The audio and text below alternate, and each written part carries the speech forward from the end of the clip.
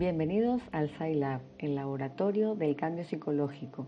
En este video veremos cómo visualizar los datos de una red grid desde el Scilab y cómo analizar los mismos según dos tipos de análisis, el análisis bidimensional y el análisis tridimensional.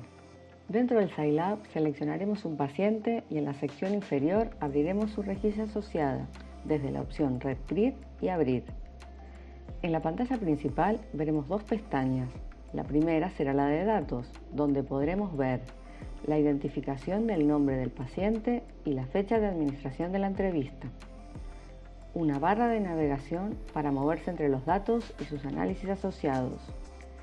Y una serie de botones que nos va a permitir guardar, editar y exportar la rejilla. En la segunda pestaña de resultados podremos ver toda la información dedicada a distintos análisis de datos. En la barra lateral veremos un panel de control que nos permitirá elegir el tipo de análisis y los parámetros asociados a estos. Una vez seleccionada el tipo de análisis en la parte derecha, nos aparecerá la representación gráfica y la opción de descargar el gráfico o de ampliar el mismo.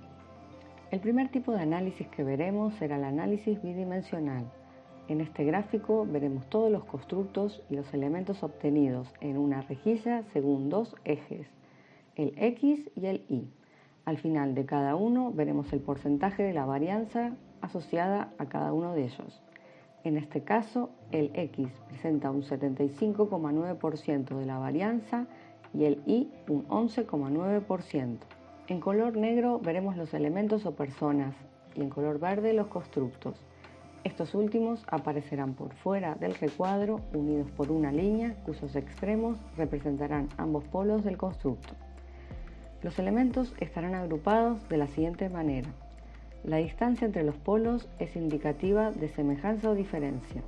A mayor cercanía de elementos entre sí, mayor será el parecido entre ellos y a mayor distancia, mayor será la diferencia. A menor ángulo entre los constructos, más parecidos serán entre sí porque estarán más relacionados. Los polos o elementos con un perfil similar aparecerán agrupados.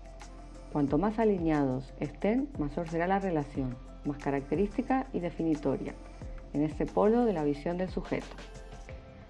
Si hay más cercanía, pero no están alineados, comparten características, pero no es la que los diferencia. Los polos o elementos que correlacionan negativamente aparecen en direcciones opuestas desde el origen de coordenadas. La distancia de un polo o elemento al origen de coordenadas mide la calidad de las representaciones de ese polo en el plano factorial. Cuanto más lejos, mejor representados. Cuanto más cercano se encuentre al centro, menos información aportarán a esa dimensión. Y a mayor distancia del centro, más información aportarán. La posición y distancia entre el yo actual y el ideal nos dará información acerca de su posición en el cuadrante, de la cercanía o distancia entre ambos y de su relación con los demás elementos de la rejilla. Otro tipo de análisis es el análisis tridimensional, donde podremos ver los mismos datos pero con una dimensión extra, el eje Z, y donde además podremos utilizar el cursor para mover el gráfico y visualizar con mayor precisión la información de los elementos y su relación con los constructos. Esta vista es muy útil para situarse dentro de la coordenada donde está el sujeto y observar desde allí su mundo. Podremos entrar en cada cuadrante y observar cada elemento y ver qué constructos están detrás de los mismos. Con esta información podremos realizar dos tipos de análisis. Un análisis cualitativo, donde podremos evaluar el número de elementos que aporta información sobre la extensión de la red interpersonal del individuo. El número de constructos, que nos muestra la complejidad del sistema de construcción de significados. El contenido temático de los constructos.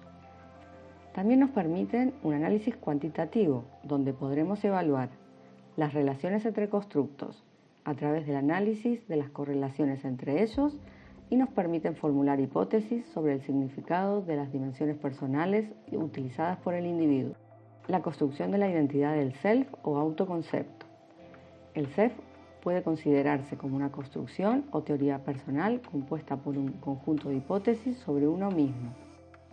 La complejidad cognitiva es la capacidad para utilizar el sistema de constructos personales de forma multidimensional, Una persona es más compleja cuanto más ejes de constructos funcionalmente independientes utilice para construir la realidad.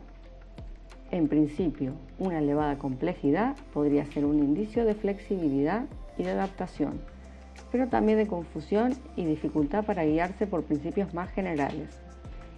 En este video hemos aprendido a visualizar dentro del Scilab los datos de una red grid según dos tipos de análisis, el bidireccional y el tridimensional.